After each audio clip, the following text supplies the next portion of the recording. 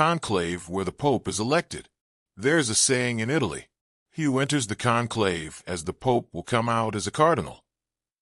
The whole world is focused on the successor to this position, which is difficult to predict. As Pope Francis passed away on the 21st, the candidates for the next pope are receiving attention day after day. Foreign media outlets mentioned over 20 cardinals, and reported that this election is also an unpredictable, foggy situation. Above all, the biggest concern is the possibility of a non-white pope in succession. Following Francis, the first pope from the Americas, the question of whether a pope will be from Asia or Africa has emerged as a matter of keen interest. The British Telegraph and Reuters have pointed to Cardinal Luis Antonio Tagle of the Philippines as the most likely candidate. Called the Francis of Asia, he is considered to resemble Pope Francis in his humility, humor, and progressive tendencies. He lived a simple life, living without air conditioning or TV in seminary for 20 years. And even after becoming a bishop, he commuted to work by public transportation. In 2019, he was appointed as the prefect of the dicastery for evangelization, gaining key administrative experience in the Vatican. At the time, there was an analysis that it was a strategic deployment with the next pope in mind, although he has both the symbolism of being Asian and international sensibility. As the mother of a Chinese Filipino, his relatively young age of 67 this year is also pointed out as a weakness.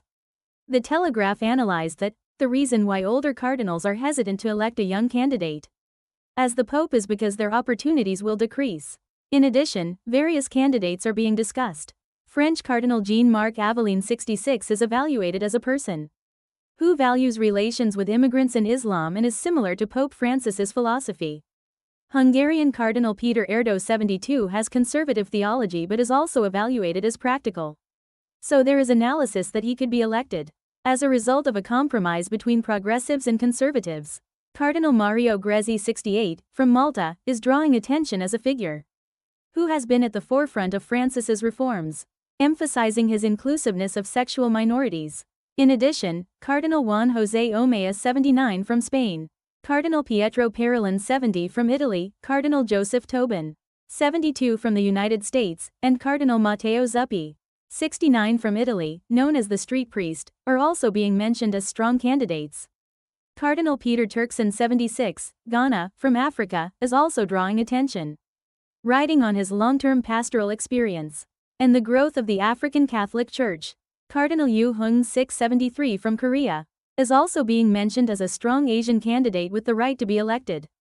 He is known as a reformist figure close to Pope Francis, serving as the prefect of the Congregation for the Clergy of the Vatican.